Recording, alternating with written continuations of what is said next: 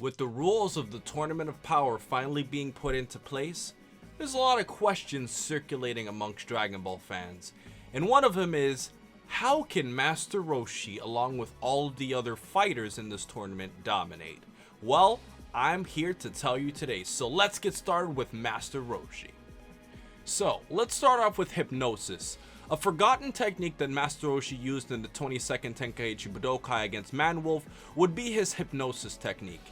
This technique allows Master Roshi to completely control the mind of his opponents, and as we see, once Master Roshi found a way to use Hypnosis, he used it in a way to help the Man-Wolf revert back to what he originally was. And if this tournament is a battle royale, if the amount of fighters can dwindle between both Universe 7 and all of the other opponents, with less people fighting, Master Roshi's technique could actually be a lot better, as he can focus in on specific opponents that he can control their mind, which would give him an ultimate advantage even though he cannot fly. The next technique about Master Roshi would have to be his Drunken Fist technique.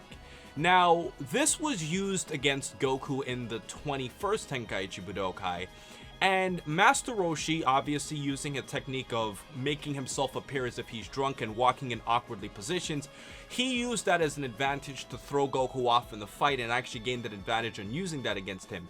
And obviously, if he's going to be competing in this tournament against fighters from different universes who are not aware about the Drunken Fist technique or would be thrown off by his awkward motions and fighting style, that would obviously allow Master Roshi to easily get his opponent off guard, which would obviously facilitate his ability to throw people out of the ring, similar to the Hypnosis technique where he can control their mind, and in that case Master Roshi can once again get an advantage of limiting his opponents. The third technique that Master Roshi can use to dominate in the tournament would be the Sleep Fist that he actually used against Goku once again in the 21st Tenkaichi Budokai. This allows Master Roshi to put his opponent to sleep, and you can only imagine that if he can put his opponent to sleep, that can make them completely useless in this tournament and would also make it a lot easier to throw them out of the tournament of Void, giving Universe 7 a large advantage with that specific ability.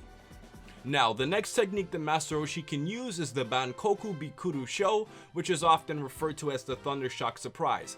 This technique was used by Master Roshi against Goku in the 21st Tenkaichi Budokai, and along with shocking the living hell out of its opponent, this technique can actually hold its opponent in the air for a suspended period of time, and if Master Roshi can use this in a tournament setting, you can only imagine his ability to dominate against opponents if he manages to hold them in the air while electrocuting him and throwing them out of the ring, just like in Super Smash Bros. So that's another great technique Master Roshi can use.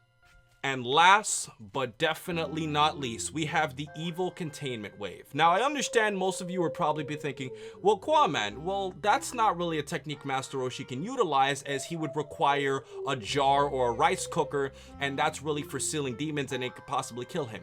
That may be true. However, if Master Roshi over time has mastered that technique to a stronger degree and he can survive using it, he doesn't have to use the Evil Containment Wave to seal his opponent away. He can use it as he did against King Piccolo to throw his opponent out of the arena and dominate by just simply getting a knockout by doing so instead of actually sealing them away. And considering that it's the Demon Seal technique and it was used against Zamasu, who's not a demon, that pretty much shows you that it can be used on everybody else, but it was just specified towards demons. So yes, the Evil Containment Wave can work.